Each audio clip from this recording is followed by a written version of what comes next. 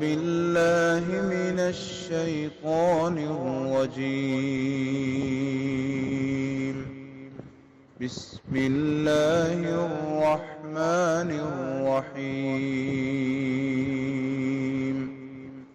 السلام علیکم ورحمۃ اللہ وبرکاتہ۔ سورۃ الاعراف آیت نمبر 152 سے 156۔ ان الحمد للہ والصلاة والسلام علی رسول اللہ اما بعد۔ اعوذ باللہ السمیع العلیم من الشیطان الرجیم من ہمزہ ونفخہ ونفثہ۔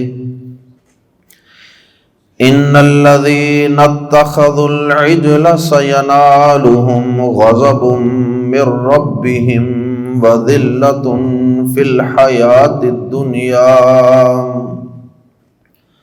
وَكَذَلِكَ نَجْزِي الْمُفْتَرِينَ۔ وَالَّذِينَ عَمِلُوا السَّيِّئَاتِ ثُمَّ تَابُوا مِن بَعْدِهَا وَآمَنُوا إِنَّ رَبَّكَ مِن بَعْدِهَا لَغَفُورٌ رَّحِيمٌ۔ وَلَمَّا سَكَتَ عَن مُوسَى الْغَضَبُ أَخَذَ الْأَلْوَاحَ وَفِي نُسْخَتِهَا هُدًى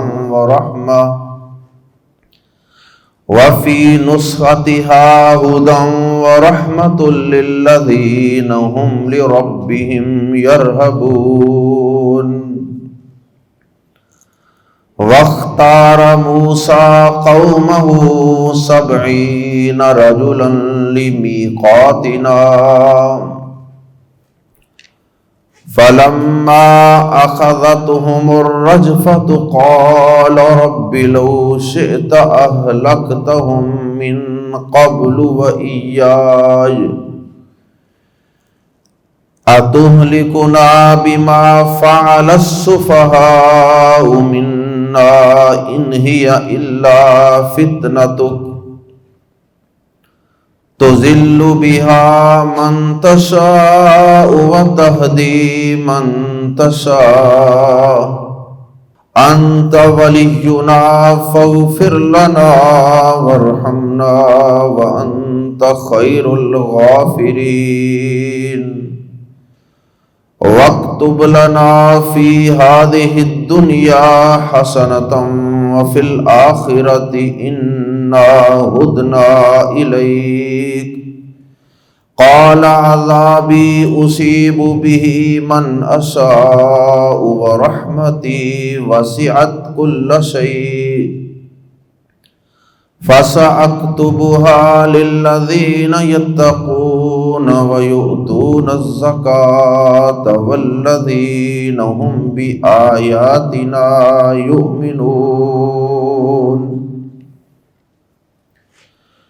بنی اسرائیل نے موسیٰ علیہ السلام کے جانے کے بعد، آپ کے کوہ طور پہ تشریف لے جانے کے بعد بچڑے کو اپنا معبود بنا لیا، تو اللہ رب العزت نے اس قوم کو اس کی بہت سخت سزا دی، اور وہ سخت سزا کیا تھی سورۃ البقرہ میں اس کی تفصیل ہم پڑھ چکے ہیں کہ اللہ رب العزت نے یہ کہا کہ اب تم 2 گروہ بنا کر ایک دوسرے کو قتل کرو، خوب قتل عام کرو۔ اس قتل عام کے بعد جب اللہ تعالیٰ تمہیں اس قتل عام سے روک دیں، اس کے بعد پھر جو لوگ بچ جائیں گے ان کی توبہ بھی قبول، اور جو اس گناہ کی پاداش میں دنیا سے چلے جائیں گے ان کی توبہ بھی قبول۔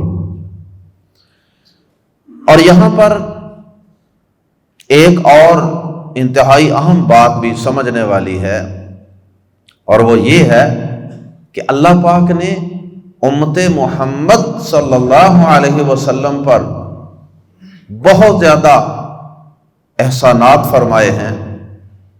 اس سے پہلی قوموں پہ اللہ پاک نے کئی ایسے احکامات نازل فرمائے تھے جو ان کے لیے بہت بوجھل تھے، اور اسی وجہ سے اللہ پاک نے سورۃ البقرہ کی آخری آیات میں اہل ایمان سے یہ دعا کروائی کہ یا اللہ لا تحمل علینا اسرا کما حملتہ علی الذین من قبلنا۔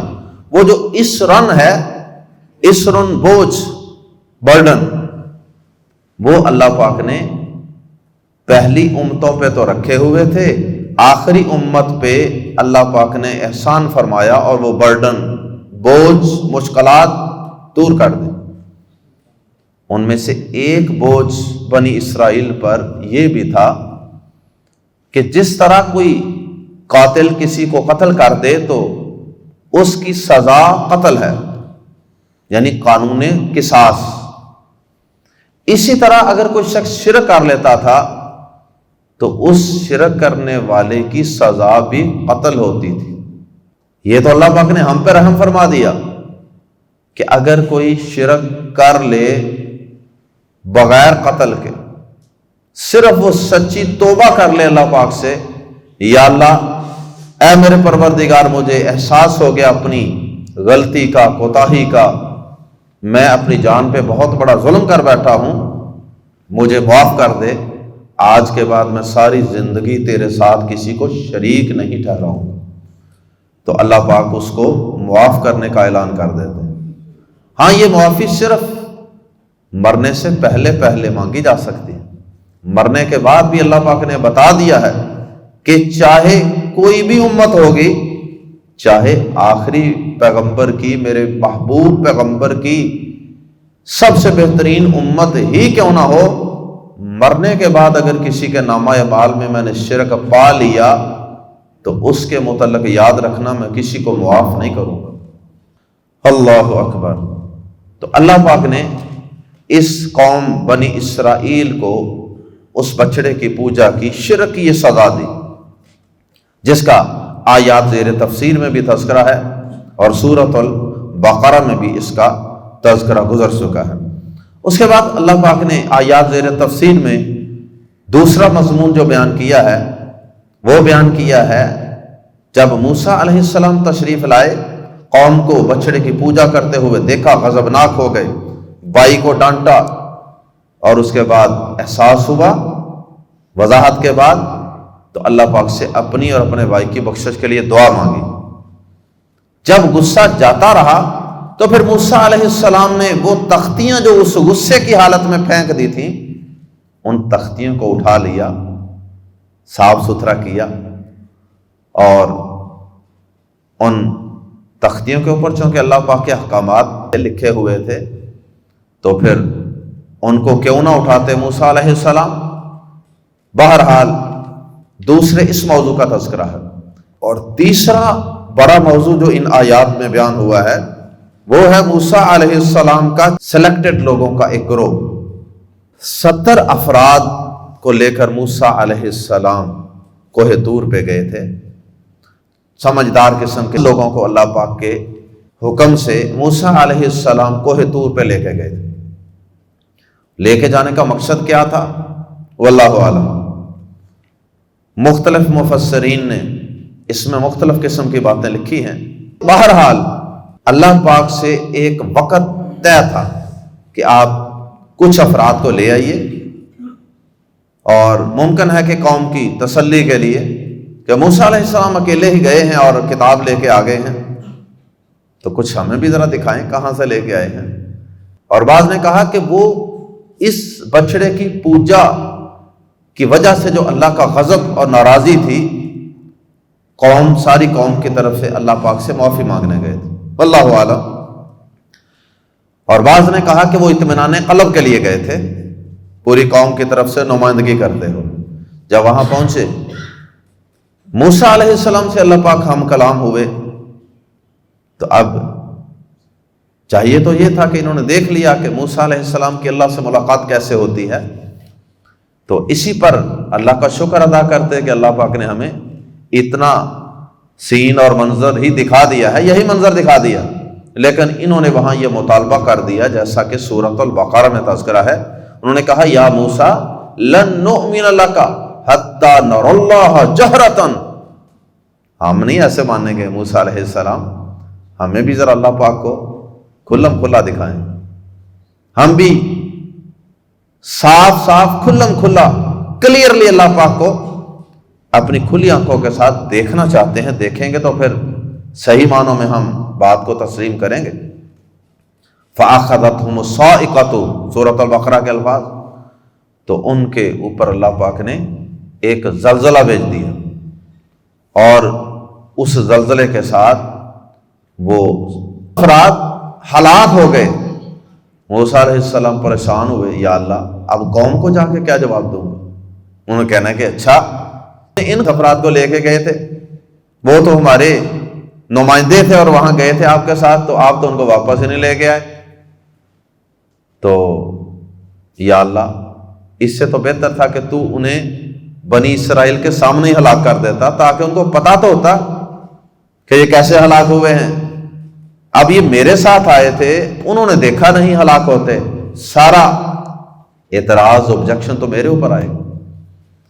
اور اسی طرح یا اللہ، یا پھر یہ نہیں تو یا پھر جب تو نے ان کو ہلاک کیا ہے تو پھر مجھے بھی ساتھ ہی اپنے پاس بلا لیتا، تاکہ میں ان کو جا کے جواب دینے والا تو نہ بنتا۔ تو اللہ پاک نے پھر موسیٰ علیہ السلام کی دعا سے، موسیٰ علیہ السلام نے پھر یہاں کچھ دعائیں بھی کی کہ یا اللہ معاف کر دے بچڑے کی پوجا کا گناہ، یا تجھے کھلم کھلا دیکھنے کا جو انہوں نے گستاخانہ مطالبہ کیا ہے نا، یا اللہ اس کی وجہ سے یہ چند لوگوں نے یہ گستاخانہ مطالبہ کیا، ان کی وجہ سے ہم سب کو ہلاک نہ کر، پوری قوم کو اس کی سزا نہ دے یا اللہ۔ تو ان کو اللہ پاک نے پھر آپ کی دعاؤں سے زندہ کر دیا، اور پھر وہ ان افراد کو لے کے واپس تشریف لے گئے۔ آئیے قرآن مجید کے الفاظ میں پڑھتے ہیں، ان الذین، بے شک جن لوگوں نے اتخذوا بنا لیا، کیا بنا لیا؟ معبود بنا لیا، اس لیے ہم اتخذوا کا ترجمہ معبود بنا لیا بھی کر سکتے ہیں۔ ان الذین اتخذوا، بے شک جن لوگوں نے معبود بنا لیا، العجل، بچڑے کو، سینالہم، سین زبر سا ان قریب، ینالو پہنچے گا، نالا ینالو پہنچنا، قرآن مجید میں آتا ہے نا لن ینال اللہ، ہرگز نہیں پہنچتا اللہ کو، لحومہا، ان کا گوشت، جانوروں کا گوشت نہیں اللہ کو پہنچتا۔ تو یہ وہی لفظ ہے، سین زبر سے ان قریب، ینالو پہنچے گا، ہم انہیں غضبن، غضب، اور غضبن کی تنوین کی وجہ سے ہم ترجمہ کر سکتے ہیں باری غضب۔ تنوین کے کئی مقاصد ہوتے ہیں، جن میں سے ایک تنوین کا مقصد ہے تعظیم کے لیے، عظمت، بڑائی، مبالغہ سمجھ لیں آپ۔ سینالہم غضب، ان قریب ضرور پہنچے گا انہیں غضب، بھاری غضب، من ربہم، ان کے رب کی طرف سے، وذلت، اور بڑی رسوائی، ذلت کی تنوین کی وجہ سے بھی ہم ترجمہ اسی طرح کر رہے ہیں، بڑی رسوائی، وذلت، اور بڑی رسوائی، فی الحیات الدنیا، دنیا کی زندگی میں۔ اور وہ اللہ کا غضب اور رسوائی کیا تھی کہ اللہ پاک نے ان کو قتل و غارت کا حکم دیا بطور سزا کے۔ وَكَذَلِكَ، اور اسی طرح نجزی، ہم بدلہ دیتے ہیں۔ یجزی کا معنی کیا ہوگا؟ یجزی، وہ بدلہ دیتا ہے، اور تجزی، تو بدلہ دیتا ہے، اجزی۔ وَكَذَلِكَ نَجْزِي الْمُفْتَرِينَ، اور اسی طرح ہم بدلہ دیتے ہیں جھوٹ باندھنے والوں کو، جھوٹ گڑنے والوں کو۔ افطرا بازی ہوتی ہے نا، کوئی چیز گاڑ کے کسی کے ذمہ لگا دینا، انوینٹرز۔ تو اس سے مراد دو چیزیں ہیں، ایک تو سیاق و سباق کے لحاظ سے شرک، شرک بھی انسان اللہ پہ ایک بہتان لگاتا ہے نا کہ اللہ پاک نے فلاں کو اپنا شریک بنا لیا، حالانکہ اللہ پاک نے تو کسی کو اپنا شریک نہیں بنایا. تو یہ بہت بڑا ایک الزام ہوتا ہے، ایک بہتان ہوتا ہے اور ایک جھوٹ باندھنا ہوتا ہے اللہ کی ذات پہ.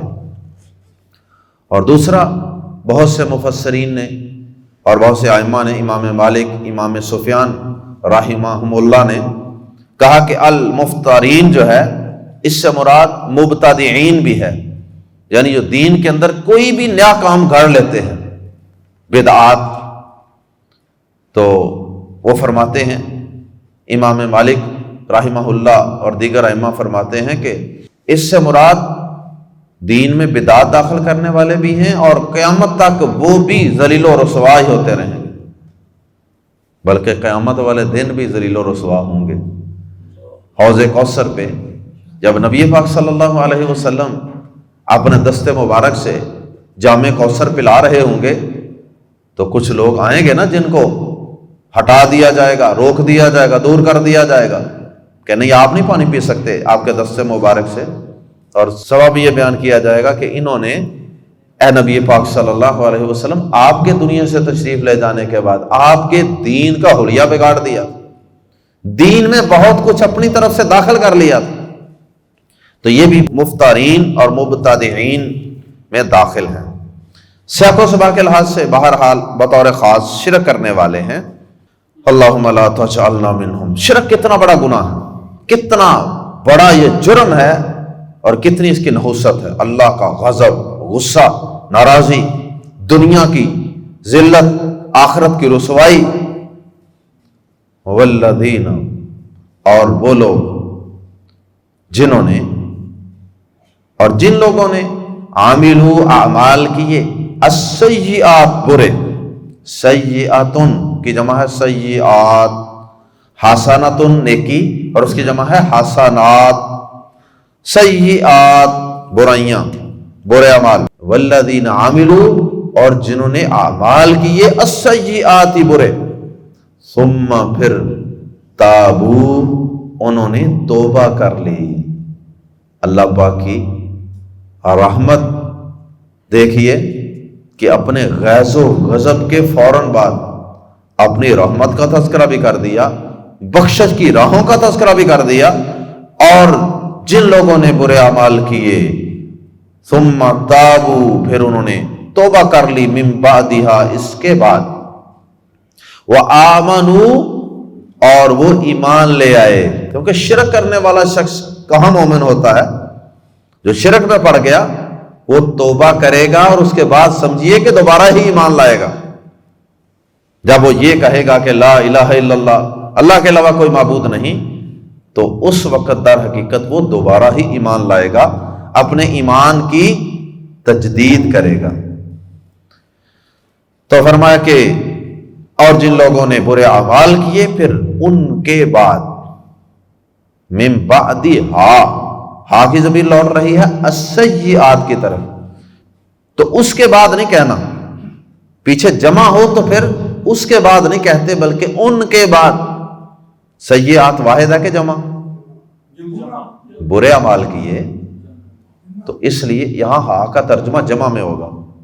ہا کا ترجمہ کبھی واحد میں ہوتا ہے اگر پیچھے واحد چیز کا تذکرہ ہو، اور کبھی جمع میں ہوتا ہے اگر زیادہ چیزوں کا تذکرہ ہو. ثم تابوا من بعدہا، پھر ان کے بعد توبہ کر لی، وآمنوا، اور صحیح معنوں میں ایمان لے آئے، تجدید ایمان کر لی. ان ربک، بے شک تیرا رب، من بعدہا، من بعدہا اس کے بعد، یہاں من بعدہا اس کے بعد ہا کی ضمیر لوٹ رہی ہے توبہ کی طرف. بے شک آپ کا رب اس توبہ کے بعد، لمز برلا، یقیناً یا ضرور، غفور، بے حد بخشنے والا، رحیم، نہایت رحم والا ہے. اس کے بعد اللہ پاک کی ان صفات پہ بھروسہ رکھنا ہے.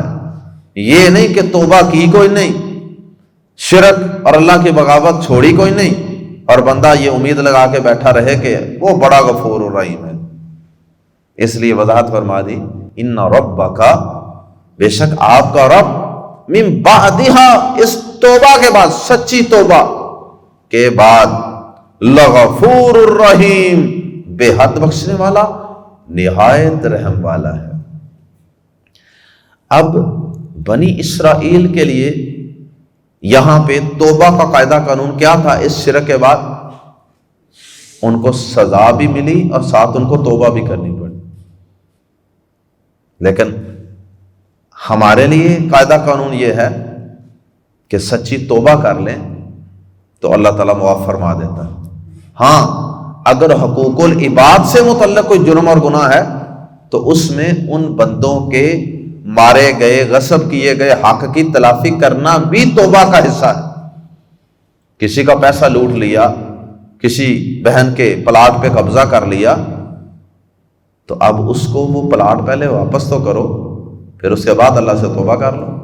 وَلَمَّا سَكَتَ، اور جب خاموش ہو گیا، ساکتا یہ وہ ساکت نہیں ہے جو سین الف سا قوف دو نقطوں والا اور آگے توئیں، ساکت ہو جانا، گر جانا، وہ نہیں ہے یہ ساکت، یہ ساکتا سکوت، خاموشی۔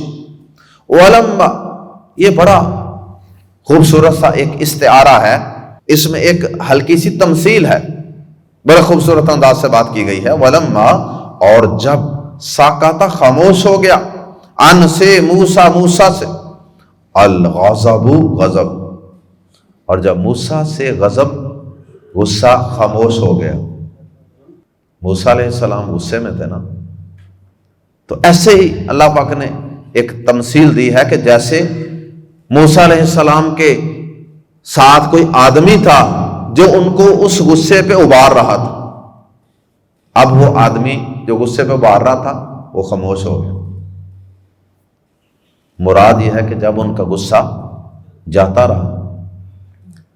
وَلَمَّا سَكَتَ عَن مُوسَى الْغَضَبُ، اور جب موسیٰ علیہ السلام سے غصہ خاموش ہو گیا، اخذ، اس نے اٹھا لیا، موسیٰ علیہ السلام نے اٹھا لیا، الالواح، لوح ان کی جمع ہے تختیاں، انہوں نے تختیوں کو، وہ ان شیٹس کو جو لکھی ہوئی تھی ان کو اٹھا لیا۔ یقیناً وہ اس قابل ہوں گی کہ وہ ٹوٹ کر ریزہ ریزہ نہیں ہوئی ہوں گی، ابھی وہ پڑھنے کے لائق ہوں گی، جیسا کہ آگے اشارہ موجود ہے۔ وفی نسختہا، اور ان تختیوں کی تحریر میں، ہا کی ضمیر یہاں بھی لوٹ رہی ہے الواح کی طرف، جمع کی طرف، وفی نسختہا، اور ان کی تحریر میں، اس کی تحریر نہیں کہنا، نسخہ کے کئی معنی ہیں، ایک تو ہوتا ہے نا منسوخ، جو آیات منسوخ ہو جاتی ہیں نا، اللہ پاک ایک حکم پہلا لے جاتے ہیں، نیا حکم لے آتے ہیں، اس کو بھی کہتے ہیں جی یہ آیت منسوخ ہو گئی ہے، اس کے لیے بھی یہ لفظ استعمال ہوتا ہے، اور یہ لفظ لکھنے کے لیے بھی استعمال ہوتا ہے، لکھی ہوئی چیز، تحریر، کہتے ہیں جی یہ پرانا نسخہ ہے فلانی کتاب کا، یہ فلاں کتاب کا پرانا نسخہ ہے، یہ نیا نسخہ ہے۔ نسخہ یہ چھاپا، پرنٹ، تو کسی کتاب سے دیکھ کر آپ کوئی دوسری چیز کاپی کرتے ہیں تو اس کو بھی نسخہ کہتے ہیں۔ تو بہرحال یہاں تحریر مراد ہے۔ وفی نسختہا، اور ان کی تحریر میں، یعنی ان تختیوں کی تحریر میں، ہدن، ہدایت تھی، سراسر ہدایت تھی، ورحمتن، اور بے حد رحمت تھی، للذین، لمز لی کے لیے، کن کے لیے؟ الذین، جو، ہم وہ جو، لربہم، بلکہ ہم کی وجہ سے ہم ہی کا معنی بھی پیدا کر سکتے ہیں، کیونکہ ہم نہ بھی ہوتا تو جملہ مکمل تھا۔ للذین، ان لوگوں کے لیے، ہم جو، وہ جو، لربہم یا ترجمہ کر سکتے ہیں جو صرف لربہم اپنے رب سے، یرہبون، ڈرتے ہیں، اور ربہم پہلے آ گیا، اس کی وجہ سے بھی اس میں صرف یا ہی کا معنی پیدا ہو گیا۔ تو ان لوگوں کے لیے ان تختیوں میں ہدایت اور رحمت تھی جو صرف اپنے رب سے ڈرتے ہیں، یہ وہی بات ہے جو قرآن مجید کے آغاز میں کہی گئی، الف لام میم ذالک الکتاب لا ریب فیہ ھدی للمتقین۔ اس قرآن سے صحیح معنوں میں ہدایت تو وہی لوگ پا سکتے ہیں جن کے دل میں ڈر ہوتا ہے، رب سے ملاقات کا، رب کے عذابوں کا ڈر ہوتا ہے۔ اللہ اکبر۔ قرآن مجید کو ھدی للناس بھی کہا گیا اور ھدی للمتقین بھی کہا گیا، تمام لوگوں کے لیے بھی، پوری انسانیت کے لیے بھی ہدایت، اور یہ متقین کے لیے بھی صرف اس کو ہدایت کہا گیا۔ فرق کیا ہے؟ قرآن مجید سیدھا رستہ، جنت کا رستہ دکھانے بتانے کے لحاظ سے تو ہر ایک کے لیے ہدایت ہے، کوئی بھی اس سے ہدایت لے لے، لیکن اس ہدایت کو واقعی سچ مچ اس قرآن سے حاصل کرنے میں کامیاب وہی ہوتا ہے جس کے دل میں ڈر ہوتا ہے۔ جس کے دل میں ڈر نہیں ہوتا اس کو راہ ہدایت نظر تو آ جاتی ہے قرآن پڑھنے سے، لیکن اس پہ چلنے کی توفیق نہیں ملتی۔ اسے توفیق اسی کو ملتی ہے جس کے دل میں بولنے۔ تو قرآن پہ عمل جتنا زیادہ کوئی شخص کر رہا ہوگا، سمجھے کہ اس کے اندر اتنا ہی ڈر ہے اللہ سے ملاقات کا، یقین ہے، ڈر ہے قیامت کے دن کی سختیوں کا۔ اللہ ہم سب کو ڈر عطا فرمائے، اور اتنا ڈر عطا فرما دے جو اس کی نافرمانیوں کے اور ہمارے درمیان رکاوٹ بن کے کھڑا ہو، اور اس قرآن پر عمل کرنے کے لیے وہ ڈر کافی ہو جائے۔ واختار، اور چنے، اختار، مختار، چننے والا، اختارا، چنے۔ واختار موسیٰ، اور موسیٰ نے چنے قومہ، اپنی قوم میں سے، 70 رجلاً، آدمی، 70 افراد۔ واختار موسیٰ قومہ، اور موسیٰ علیہ السلام نے اپنی قوم سے چنے 70 رجلاً، آدمی، لی میقاتنا، لی کے لیے، میقاتنا ہمارے مقررہ وقت، ہمارے مقررہ وقت کے لیے۔ جگہ وقت مقرر تھا، میقات مقرر جگہ کو بھی کہتے ہیں، وقت کو بھی۔ فلما، پھر جب، اخذت، آ پکڑا، ہم انہیں، الرجفۃ، زلزلے نے، قال، کہا، ربی، اے میرے رب، لو شئتا، اگر تو چاہتا، اہلکتا، ہلاک کر دیتا ہوں انہیں، من قبل، اس سے پہلے، یا اللہ اگر تو ہلاک کرنا چاہتا ہی تھا اس سے پہلے ان کو ہلاک کر لیتا، نیچے ہی کر لیتا قوم کے پاس، وَإِيَّايَ، یا پھر ان کے ساتھ مجھے بھی ہلاک کر دیتا۔ کیا تہلکو، تو ہلاک کرتا ہے نہ ہمیں، بازر بھی اس وجہ سے، ما جو فعلا، کیا، السفہاء، بے وقوفوں نے، سفیہت ان کی جمع، السفہاء، منا، ہم میں سے، یا اللہ کیا تو ہمیں اس کی وجہ سے ہلاک کرتا ہے جو ہم میں سے بے وقوفوں نے کیا، یا تو بچڑے کی پوجا، اور یا پھر وہ گستاخانہ مطالبہ اللہ کو دیکھنے کا۔ انہیا، ان کا ترجمہ ہوتا ہے اگر، اور اس کے بعد اگر اللہ آ جائے تو پھر مانا نہیں، انہیا نہیں ہے وہ، یا نہیں ہے یہ، اللہ مگر، فتنۃ، آزمائش کا تیری، فتنۃ کا تیری آزمائش، یا اللہ یہ کوئی تیری آزمائش ہی لگتی ہے، تیرا کوئی امتحان ہی لگتا ہے۔ تو ذلو، تو گمراہ کرتا ہے، بہا، جس کے ساتھ، من تشاء، جسے تو چاہتا ہے، وتہدی، اور تو ہدایت بخشتا ہے، من تشاء، جسے تو چاہتا ہے۔ بہرحال تو امتحان لیتا ہے، یہ امتحان تیرا ایک ضابطہ اور قانون ہے، اسی امتحان کے اندر ہی کئی لوگ گمراہ ہو جاتے ہیں اور کئی سیدھے رستے پہ چل پڑتے ہیں اس امتحان کی وجہ سے۔ انت ولینا، تو ہی ہمارا یار و مددگار ہے، فاغفر لنا، بس ہمیں بخش دے، ورحمنا، اور ہم پر رحم فرما، وانت خیر الغافرین، اور تو بخشنے والوں میں سے سب سے بہتر ہے۔ یہ دعا فرمائی موسیٰ علیہ السلام جمع کے سیغوں میں، یعنی پوری قوم کی طرف سے۔ وَاكْتُبْ لَنَا، اور لکھ دے ہمارے لیے، فی ہادہ الدنیا، اس دنیا میں، حسنتن بلائی، وفی الآخرۃ اور آخرت میں بھی دنیا اور آخرت کی بلائیاں عطا فرما دے۔ یہ وہی ہے جیسے ربنا آتنا فی الدنیا حسنہ وفی الآخرۃ حسنہ، انا ہدنا بے شک ہم نے رجوع کیا، ہدایت سے نکلا ہے یہ لفظ، انا ہدنا بے شک ہم نے رجوع کیا، ہم چل پڑے الیکا تیری طرف، یا ہم نے رجوع کیا تیری طرف۔ توبہ، قال اللہ پاک نے کہا عذابی میرا عذاب، اصیب بھی اصیب میں پہنچاتا ہوں، بھی جس کے ساتھ، اللہ اکبر، یا میں اسے پہنچاتا ہوں، من اشاء جسے میں چاہتا ہوں، اشاء یشاء نشاء تشاء، من اشاء جسے میں چاہتا ہوں، ورحمتی اور میری رحمت، وسعت گیر رکھا ہے، ورحمتی وسعت اور میری رحمت نے وسعت گیر رکھا ہے، کل شیء ہر چیز کو، اور میری رحمت نے ہر چیز کو گیر رکھا ہے۔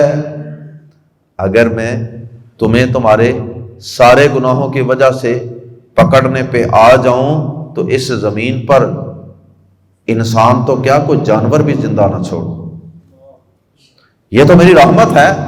کفر بھی کر رہے ہو، شرک بھی کر رہے ہو، سود بھی کھا رہے ہو، میری بغاوتیں نافرمانیاں بھی کیے جا رہے ہو، لیکن اس کے باوجود میں تم کو ہلاک نہیں کر رہا، اور چھوٹی چھوٹی صرف تمہیں کبھی کبھی آزمائش میں ڈالتا ہوں، اور وہ بھی مقصد یہ ہوتا ہے کہ شاید تم سدھر جاؤ، لعلہم یرجعون، تاکہ لوگ پلٹ آئیں۔ تو فرمایا کہ ٹھیک ہے میں عذاب بھی کبھی کبھی دیتا ہوں، لیکن یاد رکھنا میں ہر گناہ پہ اور ہر ایک کو عذاب نہیں دے رہا، اس لیے کہ میرا قاعدہ قانون یہ ہے کہ ان رحمتی سبقت غضبی، میری رحمت میرے غصے پر حاوی ہو چکی۔ اللہ اکبر۔ اور نبی صلی اللہ علیہ وسلم نے فرمایا نا کہ اللہ پاک نے اپنے عرش پہ یہ جملہ لکھوایا ہوا ہے، ان رحمتی سبقت غضبی، میری رحمت میرے غصے پہ حاوی ہے۔ اور نبی صلی اللہ علیہ وسلم نے فرمایا کہ اللہ پاک نے 100 رحمتیں پیدا کی، 100 رحمتیں ہیں اللہ کے پاس، ان میں سے صرف ایک رحمت اللہ پاک نے ساری مخلوقات میں بانٹ دی ہے، باقی 99 ابھی اس کے پاس ہیں، اور اس ایک رحمت کی وجہ سے تمام مخلوقات حتیٰ کہ جنگل کے جانور، وحشی جانور، سانپ بچھو وغیرہ بھی جو ایک دوسرے کے اوپر شفقت اور نرمی برت رہے ہیں نا، وہ اس ایک حصے کی وجہ سے، اور 99 حصے تو ابھی مولا کریم کے پاس ہیں، کل قیامت کے دن وہ ان 99 حصوں کو اس ایک حصے کے اندر ملا کر ہم پہ رحم فرمائے۔ اللہ ہمیں اپنی رحمت کا حقدار بنا دے۔ ایک عربی آیا نبی صلی اللہ علیہ وسلم کے پیچھے نماز پڑھنے لگ گیا، نماز پڑھ کے اس نے کوئی دعا کی نماز کے اندر یا بعد، کہنے لگا کہ اے اللہ محمد صلی اللہ علیہ وسلم پر اور صرف محمد صلی اللہ علیہ وسلم پر اور میرے اوپر رحم فرما، یا اللہ صرف محمد صلی اللہ علیہ وسلم پر اور مجھ پر رحم فرما، صرف۔ نبی صلی اللہ علیہ وسلم نے فرمایا، صحابہ سے پوچھا کہ تم نے ابھی یہ بات سنی ہے اس شخص کی جس کی عقل اس کے اونٹ سے زیادہ نہیں ہے؟ اس نے کیا کہا ہے؟ اس نے اللہ کی رحمت کو محدود کر دیا، اس نے اللہ کی رحمت غیر محدود کو محدود کر دیا۔ یہ کہنے کی کیا ضرورت ہے کہ صرف مجھ پر رحم فرما؟ اللہ اکبر۔ فسا، فا تو سین زبرسان قریب، اکتبو میں لکھوں گا، ہاں اسے، فس اکتبو ان قریب میں ضرور لکھ دوں گا، ہاں اس رحمت کو، للذین ان لوگوں کے لیے، یتقون جو ڈرتے ہیں، اللہم اجعلنا منہم، ویؤتون الزکاۃ اور وہ زکوٰۃ دیتے ہیں، والذین اور جو ہم وہ بھی پر آیاتنا ہماری آیات، یؤمنون ایمان لاتے ہیں، اور ان کی مزید کچھ صفات کا تذکرہ اگلی آیت میں بھی۔ اللہ اکبر۔ کیا مطلب ہے کہ میں ان قریب ان کے لیے لکھ دوں گا؟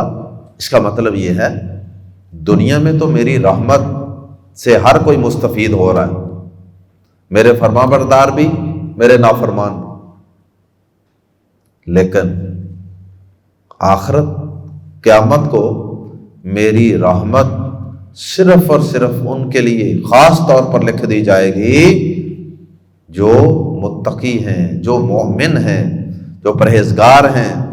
کافروں کے لیے، باغیوں کے لیے، نافرمانوں کے لیے میری رحمت نہیں لکھی جائے گی قیامت کے دن۔ دنیا میں رحمت ہر ایک کے لیے، ہر ایک کو اللہ پاک روٹی پانی دے رہا ہے، مہلت بھی دے رہا ہے، عزتیں بھی دے رہا ہے، اقتدار بھی دے رہا ہے، دولت بھی دے رہا ہے، لیکن قیامت کے دن یہ رحمت صرف انہی کو ملے گی جو اس سے ڈرنے والے ہیں، جو زکوٰۃ ادا کرنے والے ہیں۔ زکوٰۃ کا بطور خاص تذکرہ اس لیے کر دیا نیک اعمال میں سے کہ یہ بنی اسرائیل والے جو یہودی تھے نا، مال سے بڑی محبت تھی ان کو، تو اس لیے بطور خاص وہ زکوٰۃ ادا کرتے ہیں اور ہماری آیات پر ایمان لانے والے ہیں۔ اور پھر اس سے اگلی آیات کے اندر اللہ پاک نے ان یہودیوں کو نبی پاک صلی اللہ علیہ وسلم، آخری نبی جناب محمد الرسول اللہ صلی اللہ علیہ وسلم پر ایمان لانے کی ترغیب دے دی، تاکہ ان کو اس بات کا پتہ چل جائے کہ قیامت والے دن جو میری رحمت ملے گی نا، یہ آخری نبی پر ایمان لائے بغیر نہیں مل سکتی۔ وآخر دعوانا ان الحمد للہ رب العالمین۔